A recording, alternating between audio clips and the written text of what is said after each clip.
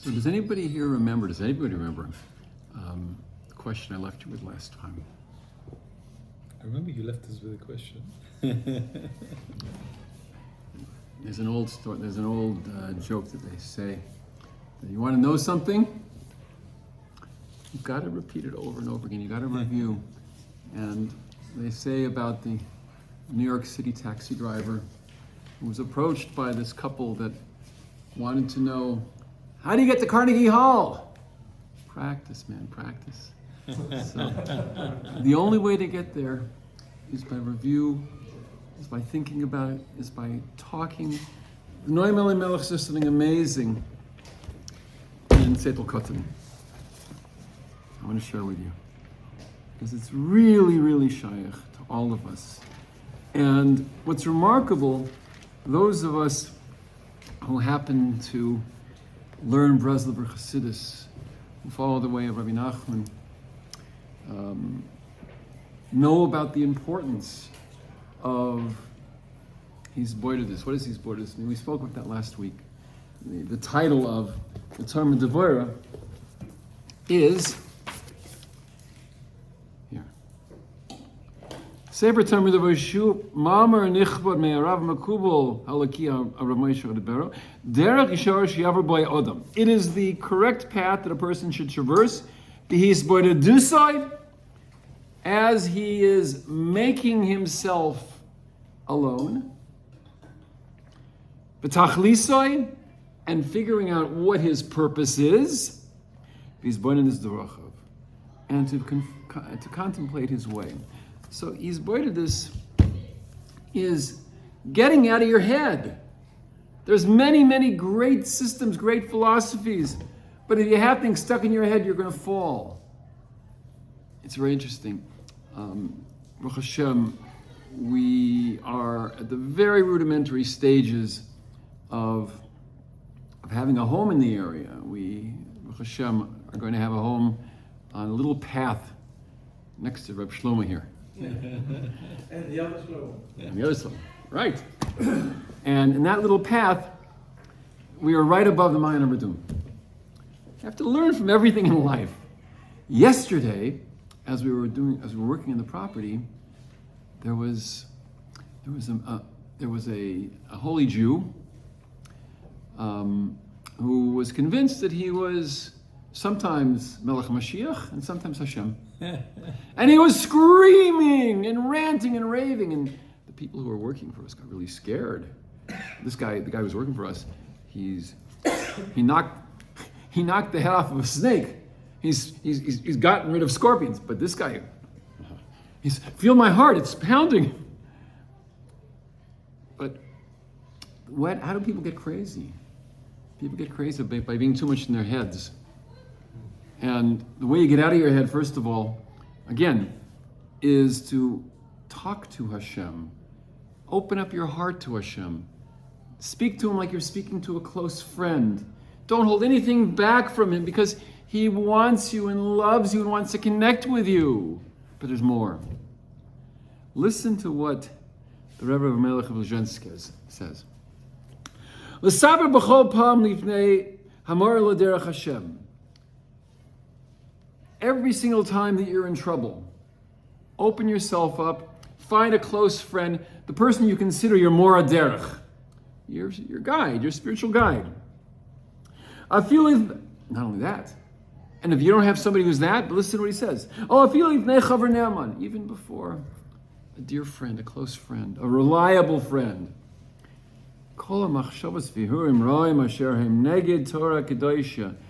All of your thoughts and machinations and the things you shouldn't be thinking about.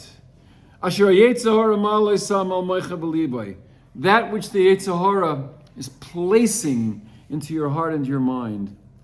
Whether it's when you're learning, when you're sitting on your bed, it's the middle of the day.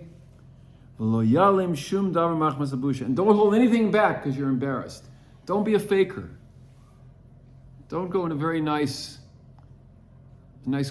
clean clothes before the Rebbe or anybody else you're going before and just say how wonderful things are and how you're not lacking anything. You can't heal if you can't be Megala the Emes, because Hashem knows what you're thinking. Don't hold anything back. Nimtza ayadei sipur devarim shemoitzim mekayach al poy. This is the key I wanted to read. That as you articulate these things, you take them from your head, out of your mouth, from koyach to poil, from theoretical until practical, a meshaber as koyach hayetzahora, and you shatter the strength of the yetzahora. Shal yichol yisgaber love kol kach pam acheres. So the next time he won't be so strong to attack you. Chutz me'etzah toiva asher yochel lekabel mechavero. And there's another purpose. We want to connect with friends. And every time that you talk to a friend, you can get a good eitzah. Shuderech Hashem, which is the path of Hashem to connect, because chibur is the shorish of the word chaver. Usegula gnifloa. And it's a segul, it's what makes us different and special, because we can connect. So, we talked last time about what Hashem wants from us. Why are we in this world? What's it all about? And we learned a little bit from the Mishnah in Soita. Mishnah says that how does one come to Chassidus? That very quickly, Pinchas ben Yair says that cleanliness brings a person to purity, and purity to precious, to separation from worldly things. And that brings one to Kedusha, and Kedusha brings one to humility, and humility brings one to Yiras Chet, fear of sin. And the fear of sin brings us to Chassidus. So let me ask you something. What is Chassidus? And the question I asked last time is, what's the difference between Chassidus and what the Rambam says? So I thought, let's go to the Rambam very quickly again. The Rambam says, Derech yesharihi mida beinonis shebechol de'avadeyam. Take the middle ground. That's the way of how one should conduct oneself. To evaluate the two extremes and choose the middle ground. And if someone does that, what does the Rambam call them? Kol adam shedeosav deos benoni is somebody who chooses the middle ground, hamutzais, which are between the two, nikra chochem. So the Rambam tells us that, just bekitzer, everything we do in life has to involve Hashem. We have to see Hashem in everything we do. Know Hashem in all your ways, and He'll straighten out your paths. If you're in trouble, ask, why did Hashem bring me here? What am I supposed to do? So that is the way of the Chacham. The Chacham is one who steps back, who evaluates, and then chooses the middle ground. Then the Rambam says, here, Umishu medaktik alatzma yoiser, somebody who goes a little bit further, who's more precise on himself.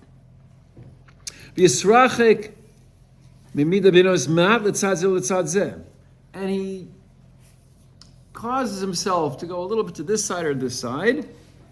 Nikra chassid. That is what is called a chassid.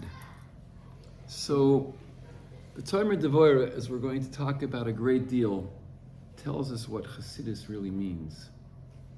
Chassidus is not just something that was invented by the Baal Shem Tov. Yehuda Chassid, hundreds of years beforehand, came to Yerushalayim. And there are two interesting places where it talks about the idea of a chassid. And this is what we talked about in the Mishnah again. The Mishnah says, Yiras Chet, that fear of sinning, may be a lady chassidus. That's what brings one to chassidus. But what is chassidus? So we have two sources for chassidus. One in the Mishnah and one in the Zohar. The Mishnah talks about, I think it's Perek Hey, Mishnah, I think Yud Aleph, Yud Beis, something like that. It talks about there's four types of people. If a guy says what's mine is mine, and what's yours is yours.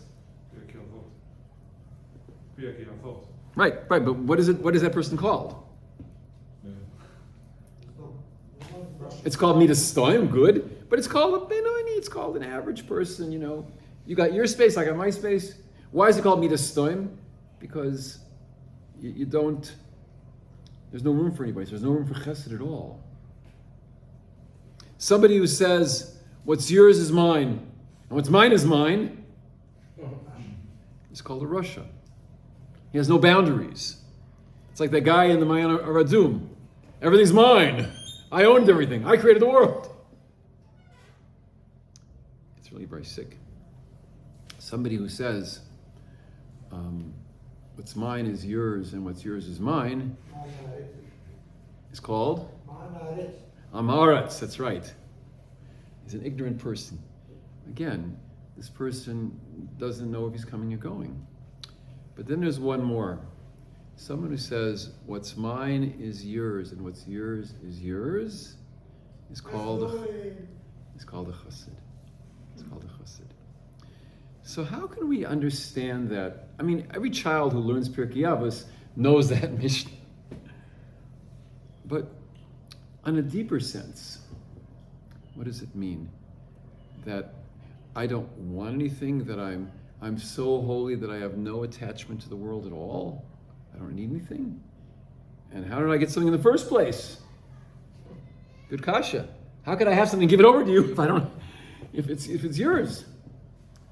So, if we think about it, b'umkus, in depth, we realize that the person who says, what's mine is yours and what's yours is yours, is not talking to his friend, really. He's talking to Kodesh Baruch Hu. I have this particular possession, but I'm dedicating it to you. If I dedicate my life to you, and again I say, B'chol derachecha de'ehu v'yarsha orchasecha, know him in all your paths, and he'll straighten out your ways, which are crooked. That's what we're saying here also. Shali shalcha v'shalcha shalcha. Hashem wants us to partake in this world. Hashem does not want us to be ascetics. Like we said, I think in one of the earlier shirim, that what does the Gemara call a nazir? A nazir is called a kadosh, but he's also called a chayte. If somebody refrains from having certain things, wants to make himself on a higher level, he's called a very holy person. But the Torah doesn't approve of it. He's a sinner. Because Hashem gave this world to all of us. B'nai Adam, the children of Avram. Children of Adam, I should say. The children of Adam to elevate it. So, the chassid means someone who, number one, recognizes that Hashem is everywhere and Hashem is involved in my life and Hashem loves me and wants me. The second definition that's brought down in that same place by the Mefarshim is that this is the person who views the world lifnim mirashuras hadin. And that's going back to the Rambam again. The Rambam says, what does lifnim mirashuras hadin mean? There's the letter of the law, and there is the spirit of the law. There's doing something and saying, this is my place. You can't go in front of me. But the chassid says, I want to please Hashem. I want to make Hashem smile. And if I make you smile, I'm going to make Hashem smile. So, absolutely. It's my place, but you can have it. It's okay. And when we talk about, it's the same thing. When by Yigash Elav Yehuda, and when Yehuda came close to Yosef, the Mefarshim say that he was talking not just to Yehuda, he was talking to Hashem. So we need to be able to see in every situation how Hashem has placed us there. The Tikkun Zohar adds something fascinating to this formula, this equation. The Tikkun Zohar says that Ezehu Chassid, who knows the end of it?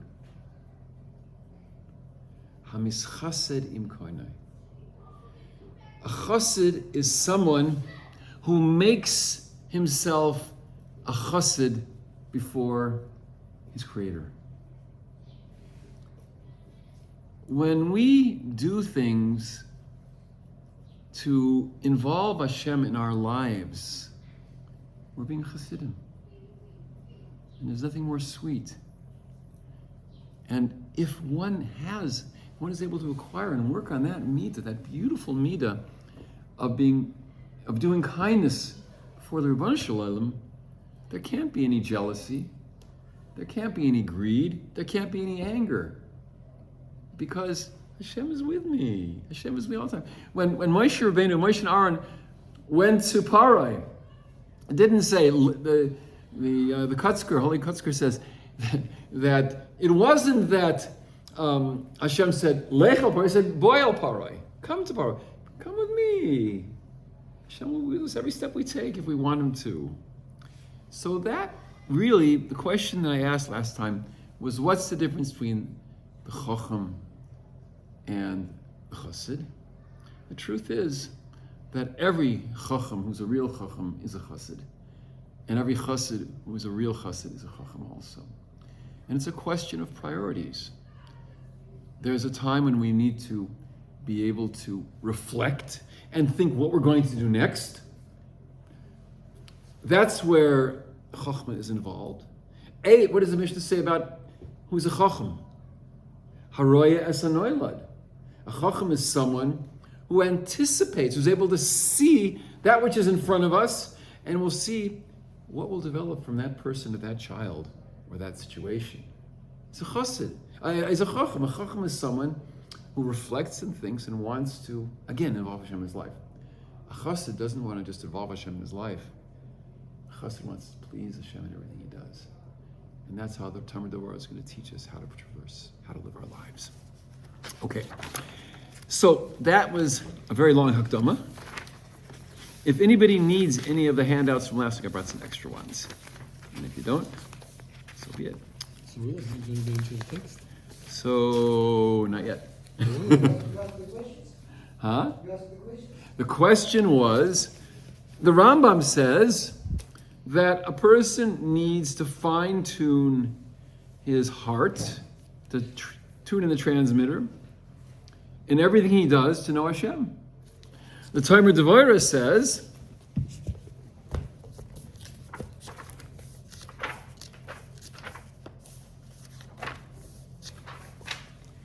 Ha'adam roi she'adam elokeinoi. It is fitting for a person to be similar to his Creator. V'azi evesod sur el yona. And that way, he will encompass, he will make himself into the deep secret of having the higher form, tzelem demus, and likeness and image. She'ilu yidame l'koina, because if he makes himself similar to his Creator, begufay, in his body, lo b'pulasav, and not in his actions, hayu machsiv atzura. He falsifies the form of Hashem, that Hashem has made him. V'yomer alav, and people will say to him, tzura nav masim k'urim. Beautiful form, but ugly deeds. Sharai ikar atzelem v'adamus, because the essential image and likeness, ha'elyon, meaning the higher image and likeness, and meaning, what is he saying here? We'll talk about this in Meretz Hashem, maybe today, but definitely in a future lesson, is that everything that the Zohar Kodesh teaches us is there are 4 levels of existence. There is Atzilus, which is emanations. And what are the other 3? Bria. Hmm? Bria. Bria. What else? Asiya. Asiya and? No. Yetzira. Right.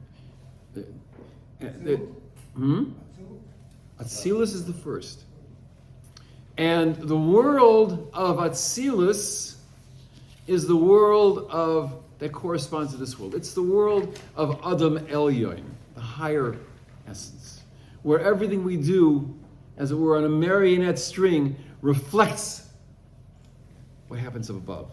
That's what he refers to when he says, Dmus Elyon, the higher image, which is our actions. Our actions affect the above. So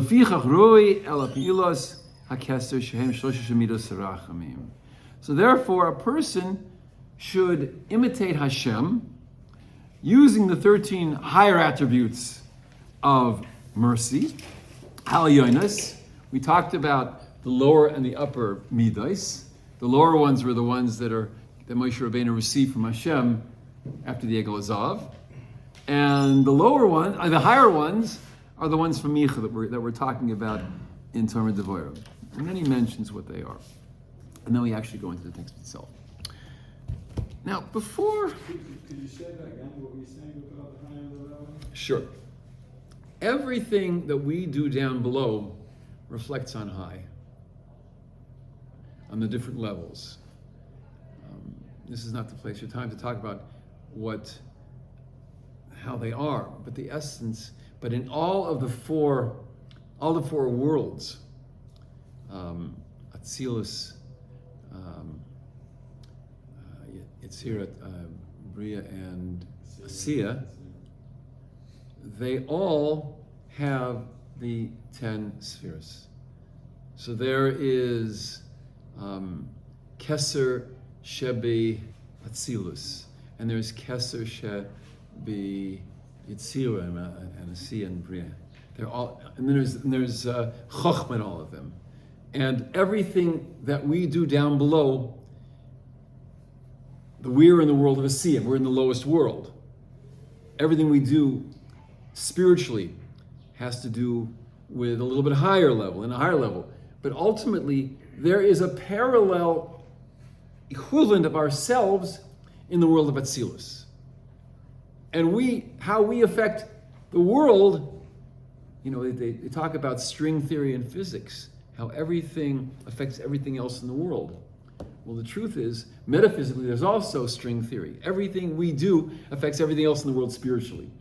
And that has to do with these 4 oilamos and the 10 spheres and how they affect all of us.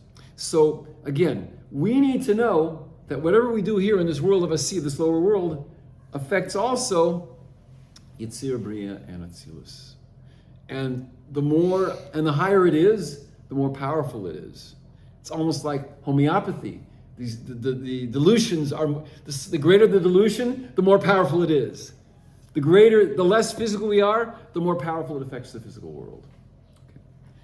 So, I would recommend to you, if you really want to learn deeply the Sefer Torah Devorah, to get this. This was referred to me by the author of this particular Torah Devorah, which is in English. And it really goes into great depth, both based on the works of the Ramak and other sources. The Ramak wrote many formulas we spoke about. And in the appendix, in the first appendix, he brings something fascinating. By the way, I want to also mention, just in passing, that what we're going to learn now is critically important, and we're going to learn about the idea of how we can imitate our Creator. How is it possible we can imitate our Creator? It's ludicrous, but he says there's a way to do it. And then afterwards, the Holy Kamorna Rebbe, who was one of the Talmidim, I believe, of the Maggid Mezrich, he summarized the Torah Devorah. And I'll bring you a copy of the Kitzur Torah Devorah next week. He summarizes everything. And that's also in the appendices here. So, what we're going to do now is we're going to learn a little bit of this Ha'ora Leperak Rishon, the Inyan Shidam Lekoinai. So let's pass it around.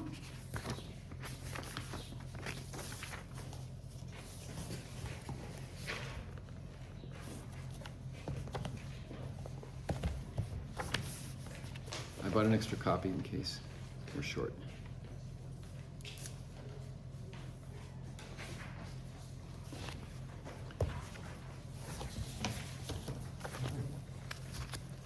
But I'm going to give you something else also. And I want you to hold on to this. We may not be able to get into this today. How did you manage to get exactly the right number of copies? Siyata d'shmaya, davening. That's the koyach of tefillah. I tell people about the medicine that I practice that it's very different. I don't think I have it here. Shoot, I left it home. Let's see. Maybe I do it here. Western medicine, even the best Western medicine, I hope I'm not insulting anybody who happens to be an advocate of Western medicine, but Western medicine is based on the premise that in the majority of situations, this approach will work. And do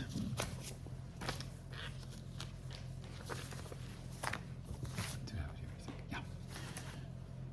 So and this is what trials are all about.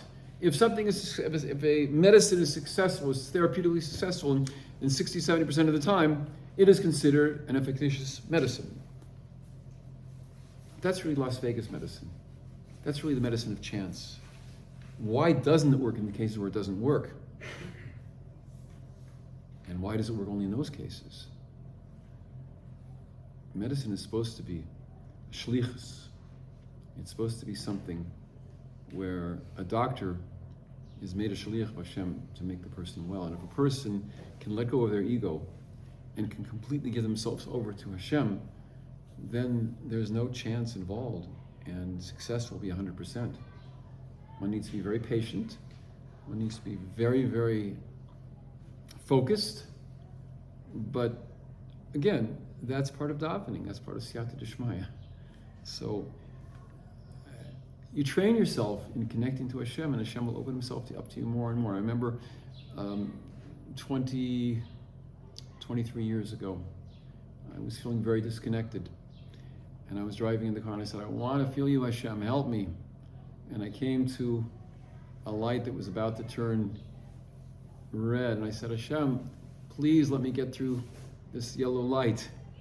It sounds very, very childish, doesn't it? Very simplistic. And I said, please show me that I can get through it, just to give me a smile, just that you're smiling at me. And I did. And I tried it a few more times, and it always worked. And then one time it didn't work. And I thought about it, again, not jumping in, not being b'chipazayin, being thoughtful. And I said, Hashem, you listen to me, but you're also teaching me that I don't run the rule. I don't make the rules. But then I need boundaries also. And again, that began a dialogue that really, really, really has amplified. Sometimes when you open up a siddur and you come right to the page you want to be, or you're learning something, and you come right to the Amud where you're learning the Gemara. That's a smile from Hashem. That's an involvement. That's a connection. We had over Shabbos a very troubled mother, divorced mother, and her daughter. And the daughter didn't smile at all. And she was texting under the table, so I wouldn't see. I didn't say a word to her. But why was she doing that? And why wasn't she smiling? Because she didn't feel the sweetness of Hashem. We have to cultivate it. We have to work on feeling Hashem. And as we feel Hashem, and again, we're going to see it in Torah how to do it. As we feel Hashem more, we'll be happier and happier, and we won't need to escape to cell phones or escape from Shabbos. We'll dive into Shabbos. We'll feel the sweetness of Shabbos.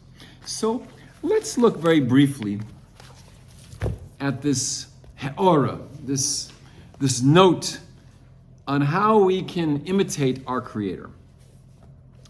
Hini l'chora kasha. It's very hard to understand. Ki aloy aboire kol olmin hilamala mala me'asagas hamalachim agdoilim.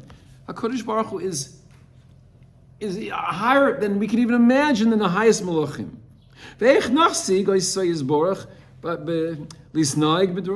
How can we know how to imitate His ways? Doesn't make any sense. But the union is as follows.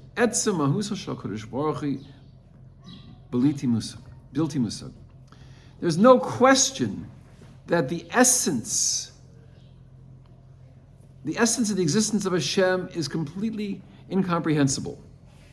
Aval, kasher bora es oilamoi, gila eser midos shem eser spherois. When Hashem created the world, He created 10 attributes, 10 midos, which are the 10 spheres. Ve'masar ma'amarim d'ma'aseh Bereishis. And those are the 10 ma'amarim when Hashem said, V'yomer Hashem Yehior. Every time He said V'yomer, that was a ma'amar. Asher al yadu hanivroim sheish borei olam. That through these midos, we know there's a creator of the world. And we want to follow His ways. But you need to know, since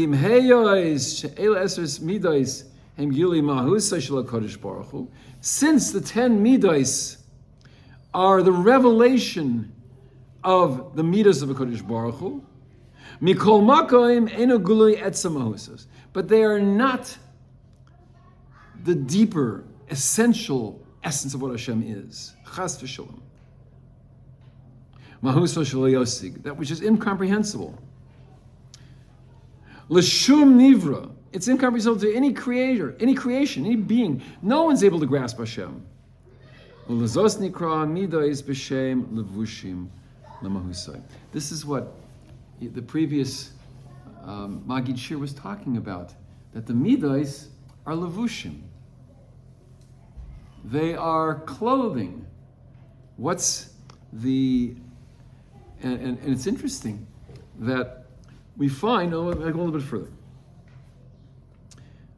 Kamara Pasach Elio, as the Pasach Elio teaches us, and that we're going to learn in a minute. So too we say on Rosh Hashanah, Melech Basar Levushim, the king who wears 10 garments. And those 10 garments are the spheres. Kiloimer, Shenistater v'nizlabesh HaKadosh Baruch Hu Basar Midos, that HaKadosh Baruch Hu hides Himself and clothes 10 attributes in order to reveal Himself in the world. It's as if, it's almost like those of us who grew up in television, and you have this invisible man, and he puts on a coat, and you suddenly can be aware of his awareness. You can be aware of his existence. It's very, very, very simplistic. But the idea is that we can't see Hashem because He's essentially incomprehensible and imperceivable. He is perceivable through His 10 midos. So, since we mentioned about the Pasach Eliyahu, I want to tell you, and I think this will conclude, 2 things. I strongly recommend that if your siddur has Pasach Eliyahu, or if it has, and if it has the tefillah of Rabbi Elimelech Lezhensk, say them every day. Say them in English if you have to. My wife and I say them together. I say it in Aramaic and Hebrew, and she says it in English simultaneously, and we hear each other, and we feel the greatest sweetness of connecting ourselves to Hashem. So let's learn the very beginning of Pasach Eliyahu, if we might. 1 second. Oh, I wanted to see. 1 second. Let me have what I just gave you. This one? Yes. Yes. Before I do, turn over to the back. And in the siddur that I use, which I strongly recommend because it really helps you connect to Hashem, it's called Masuch Midvash, and it's based on the parish of the Masuch Midvash from the father of my chavrusa, Tzvi Frisch. Daniel Frisch wrote it. So he quotes here, in the middle you'll see that it brings down, you see where it says Siddur Kol Yaakov? There's 2 lines. So read before that. It says Haramak Zal Kibul Mipi Eliyahu Hanavi Zichron Zecher Livracha Sheyomer Kama Panim Pasuk. So we talked about how to connect to Hashem, how to feel the sweetness of Hashem. But not only the sweetness of Him, but the fire of Hashem. Let yourself just be lifted up to Hashem.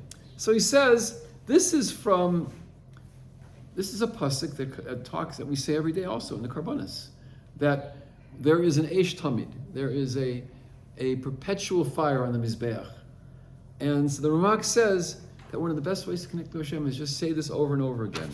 Eish Tamid tukim min al-Mizbeach lo sichbe. Does everybody see it? Mm-hmm. And by doing that, the Ramak says it's a segula, and he received it from Eliyahu Hanavi, that this is a great way to connect to Hashem. Okay. I just want to mention that in passing. I happen to see it. So, anyway, let's go now to, if I have it here, is this it? I hope I brought it. If not, I'll just read it, and then I'll bring it to you next time. It doesn't seem to be here, unless I left it in here. No.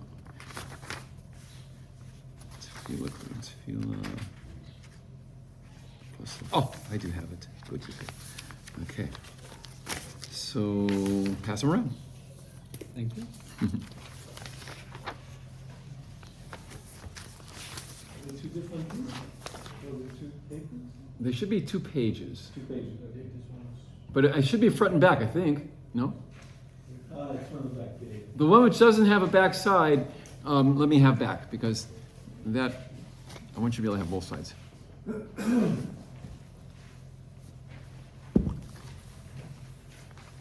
So we're going to learn the Pasach Eliyahu, and we're also going to briefly look at the parish of the Masach Mikdash on it.